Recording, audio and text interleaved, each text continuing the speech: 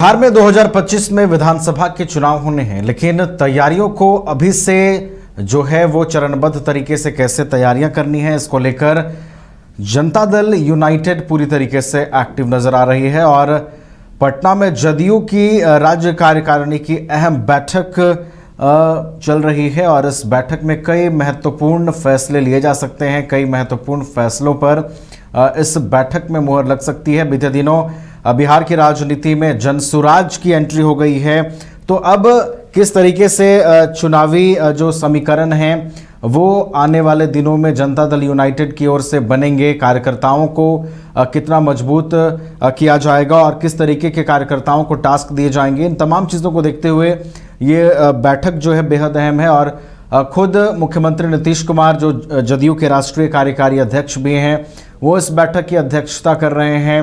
तो देखना बेहद दिलचस्प है कि इस बैठक से जनता दल यूनाइटेड चुनाव को लेकर क्या खाका तैयार करती है, कार्यकर्ताओं को किस तरीके से निर्देशित किया जाता है।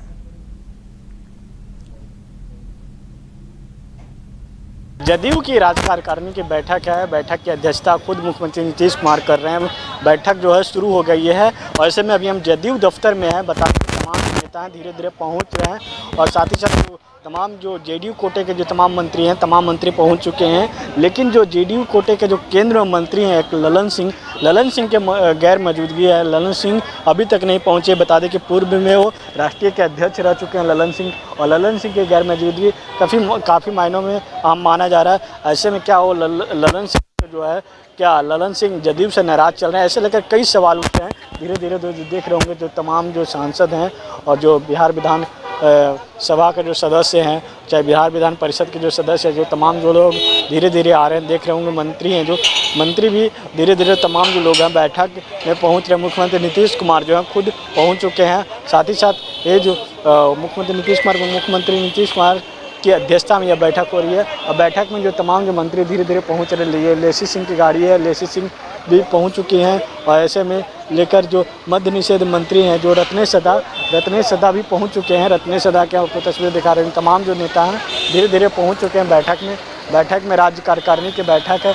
बैठक काफ़ी मायनों में महत्वपूर्ण माना जा रहा है। क्या इस बैठक के बाद जो अभी जो पार्टी के जो प्रदेश अध्यक्ष उमेश कुशवाहा को बाहर का रास्ता दिखाया जा सकता है? क्या उमेश कुशवाहा की जो कुर्सी है वो कुर्सी खतरे में है? ऐसे में कई सवाल उठ रहे हैं। कई सवालों को लेकर बीते दिनों से भी आहट शुरू रही थी। जिस तरीके से अशोक चौधरी को राज्य कार्यकारिणी की जो सूची थी, राज्य कार्यकारिणी की जो संगठन का सूची थी, उसमें अशोक चौधरी का नाम गायब कर गया था। जो उस समय जो अशोक चौधरी हैं, जो नीतीश कुमार के बेहद करीबी माने जाते हैं अशोक चौधरी, और ऐसे में ललन सिंह भी बेहद करीबी माने जाते हैं। ललन सिंह अभी तक नहीं पहुंचे हैं। ऐसे में बैठक शुरू हो गई है। धीरे धीरे जो तमाम जो नेता हैं धीरे धीरे पहुंच रहे हैं, लेकिन ललन सिंह अभी तक नहीं पहुंचे। ललन सिंह का एक पार्टी में बड़ा ओहदा था। अब क्या ललन सिंह उस नज़रिए से अलग हो रहे हैं क्या? ये कई सवाल उठ रहे हैं। इसके साथ ही साथ बात कर लिया तो संजय झा हो, राष्ट्रीय कार्यकारी अध्यक्ष, वो पहुंच चुके हैं। चाहे अशोक चौधरी हो, विजय चौधरी हो, ऐसे जो तमाम जो नेता हैं, तमाम नेता पहुंच चुके हैं। और यह बैठक इस मायने में महत्वपूर्ण माना जा रहा है कि आगामी विधानसभा चुनाव होना है।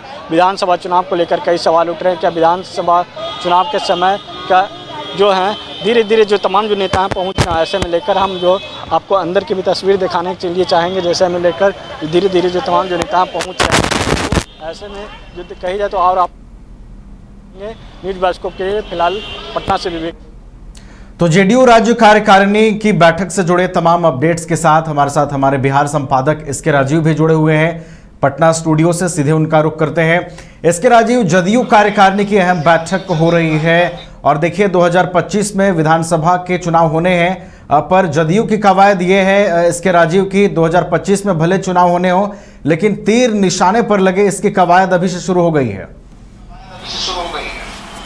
नहीं, देखिए नवीन, आपको सबसे पहले तो ये बता दें कि ये जो आज की बैठक हो रही है, ये जदयू के नई कार्यकारिणी की बैठक है। यानी कार्यकारिणी का जो गठन हुआ है उसके बाद ये पहली बैठक, यानी कि नई कार्यकारिणी की ये बैठक हो रही है। और बैठक में ललन सिंह के अलावे बाद बाकी तमाम जितने भी नेता हैं, मंत्री हैं, वो तमाम लोग इस बैठक में मौजूद हैं।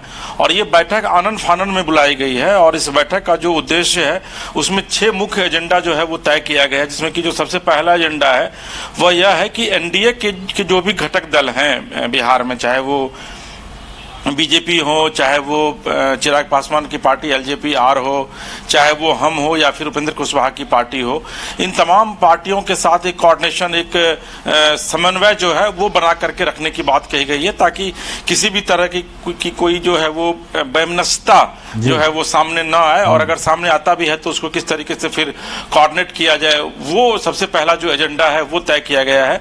इसके अलावा जो दूसरी महत्वपूर्ण बात है वह यह है कि जितने भी समता पार्टी कालीन जो भी नेता हैं, यानी कि नीतीश कुमार ने जब 1994 में समता पार्टी का गठन किया था, तो उस समय जितने भी उस समय के नेता हैं, उन तमाम नेताओं से जो है एक बार पार्टी फिर से जुड़ने की कोशिश करेगी, उनको एक मंच पर लाने की पूरी कोशिश करेगी, क्योंकि नीतीश कुमार को यह पता है कि अब राजनीति की वो आखिरी पारी खेल रहे हैं, और ऐसी स्थिति में जितने भी उनके पुराने सहयोगी रहे हैं, जिन्होंने उनको मुख्यमंत्री बनाकर पिछले 18 साल से वो बिहार में शासन कर रहे हैं, इसमें उन्होंने सहयोग किया था, उन तमाम लोगों को एक बार फिर से एक मंच पे जो है वो लाया जाए। इसके अलावा ये कोशिश की जाएगी कि एक संवाद यात्रा पूरे बिहार में निकाली जाएगी, और उसके माध्यम से पार्टी जो है वो ग्रामीण स्तर पर लोगों तक ये पहुंचने की कोशिश करेगी, और यह बताएगी कि वाकई में जो जेडीयू का जो शासनकाल रहा है नीतीश कुमार का, वो कई मायनों में क्यों महत्वपूर्ण रहा है। इसके अलावा सम्मान संवाद कार्यक्रम जो है वो भी जो है वो तय किया जाएगा, और सम्मान यानी कि पार्टी वर्कर्स जिन्होंने की बेहतर काम किया है पिछले 18 साल में,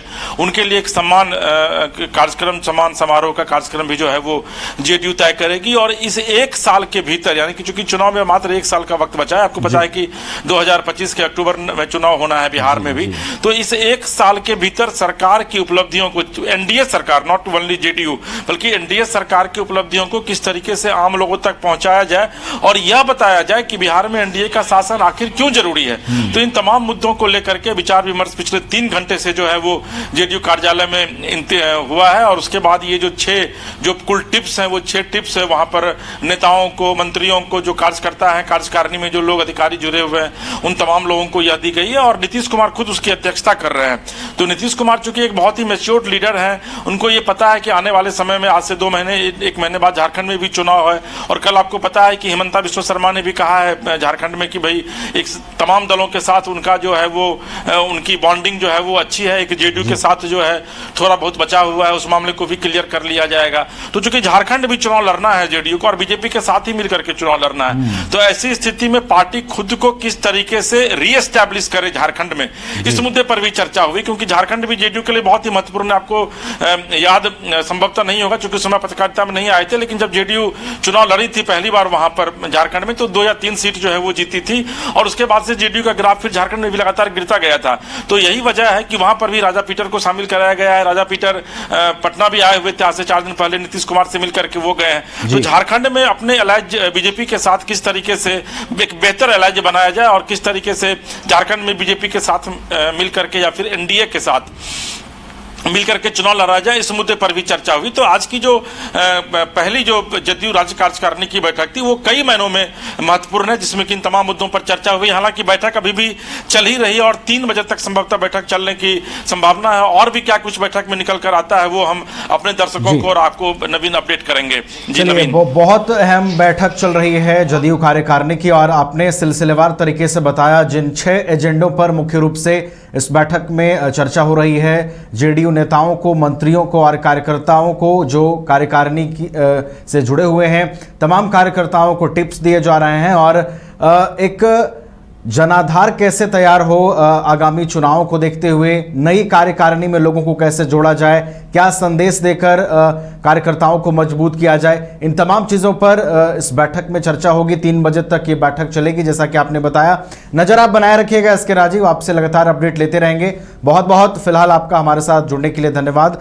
तो जेडीयू कार्यकारिणी की बैठक फिलहाल जारी है, 3 घंटे से ये बैठक चल रही है, और कई महत्वपूर्ण एजेंडों पर इस बैठक में जो चर्चा है वो की जा रही है। झारखंड में विधानसभा चुनावों को लेकर भी जेडीयू इस बैठक में चर्चा करेगी कि झारखंड में पार्टी का जो जनाधार है उसको वापस कैसे मजबूत किया जाए।